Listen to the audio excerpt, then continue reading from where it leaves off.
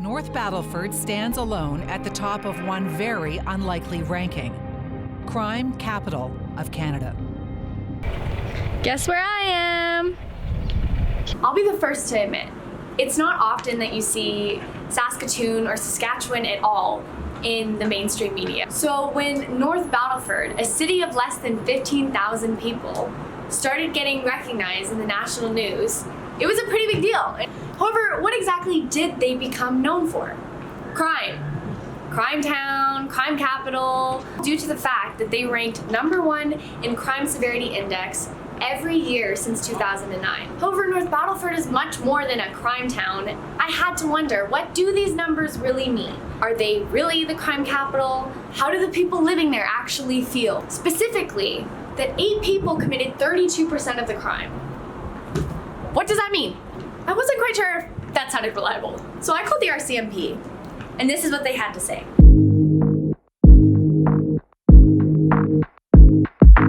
Hey guys, we're gonna spend a day here and see what it's really like. We're gonna talk to some people, eat some food, look at all the attractions, including this beautiful view of Saskatchewan. Come along, enjoy the trip with us. Okay, bye. Can you read that? Can you see it? Says North Battleford. Because North Battleford actually slaps, so we're trying to find a place to eat.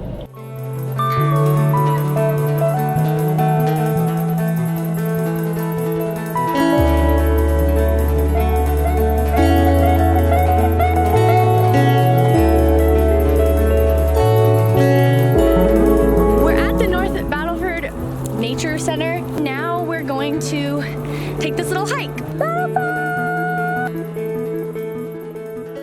So when I was in North Battleford, first things I noticed were that it was a completely normal town. Everyone we encountered was super friendly. It seemed very quiet, like there was nobody around. I did notice quite strong police presence. In 2018, the total policing cost for taxpayers was approaching $10 million with a population of less than 15 million. That's insane.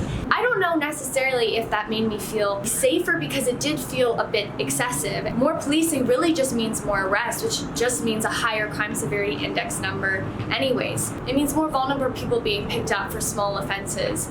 For example, most of their numbers revolve around petty theft and robbery, which at its root is an issue of poverty. Not to mention they have a high rate of Indigenous residents, which means more problems with generational trauma leading to addiction.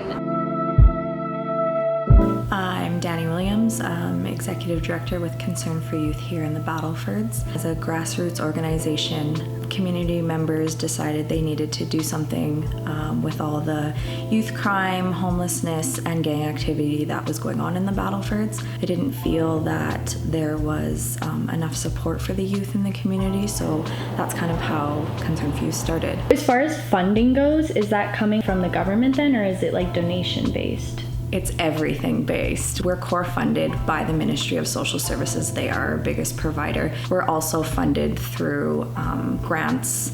We have to apply for grants. We're asking for donations constantly to be able to provide services for the communities. How is focusing on young people effective in eliminating crime? I don't think we should be focusing on the negative kids committing crime or youth committing crime. I think we just need to focus on being able to support them in the things that they need, whether that's, pro-social activities or counseling or anything like that. So then do you think that the way crime is being approached now at like a citywide level is focusing on the right things? Put less focus on the crime and more focus on what can we provide for people in general, including youth. But I also believe that the youth need to have more voice in what's going on. Hey y'all, I'm just watching back Danny's interview right now and remembered a couple of things that I wanted to add. For starters, she actually used to work for the government under correctional services, so that's like prison. What she had said was that she really went from like one side of things to the complete opposite. And she was saying at the government level, there's no faces to names. You see it as paperwork, you see it as numbers, you see it as statistics, but there's no really human element to that. Once she came and started doing this type of groundwork, I realized like, well, these kids aren't criminals, they're really good kids. And I think that's just such a interesting point. She also spoke more about her personal experience in North Battleford, so it kind of was like another testimony. Her main message was just focus on the positives and how much she loves living in North Battleford. Okay, back to editing. Bye.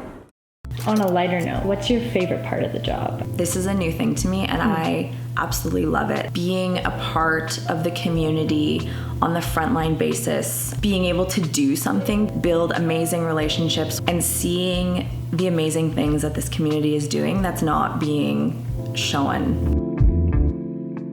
It's kind of a well-known thing that people don't write stories on North Battleford unless it's about crime.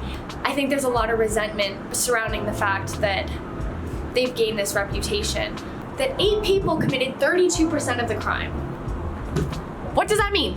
I wasn't quite sure if that sounded reliable. So I called the RCMP, and this is what they had to say. They didn't have a lot to say, but they did say that this statement has been taken out of context. It is a small number of individuals responsible for a large number of the calls police respond to. But she said the number of individuals changes. When something is measured per capita, what does that mean? What does that look like? How does that affect the results that we'll see? I'm gonna try to break it down for y'all just a little bit so that we can understand what these numbers really mean. Because even when I first started doing the research, I was still not completely in the loop about what exactly these numbers represented. When things are measured by per capita, smaller populations kind of get the short end of the stick. Per capita is actually Latin and translates to by the head, or in other words, per person. So the measurement of the given thing, in this place, crimes committed or arrests made, is taken and it's divided by the population, and then the number you get is your per capita measurement. This is not spawn. There's 10 people, and 2 of them steal a bike. 20% of this goldfish colony are thieves. But let's say there's 50 and 2 of them steal bikes. So same amount of people stole bikes. I'm getting my calculator out. I'm a film major. Don't at me. 0.4% of them are thieves. Even though 2 people still stole bikes. But the 10 fishy cracker squad looks inherently more criminal. But if you were to cross-reference that with charts of how many out of these 10 are living above the poverty line? How many of these people are struggling with addiction? All of these things put these numbers into context. So when we talk about context as a very broad general thing, what we mean is putting these numbers into perspective, looking at them in their entirety as opposed to this tiny little isolated number that doesn't really tell us that much. On top of that, when we're understanding context, there's always little nuances that you don't see on the surface. So for example, when I was in North Battleford, Danny was talking to me about how North Battleford is surrounded by reserves, and those people who live on those reserves aren't counted in the population count.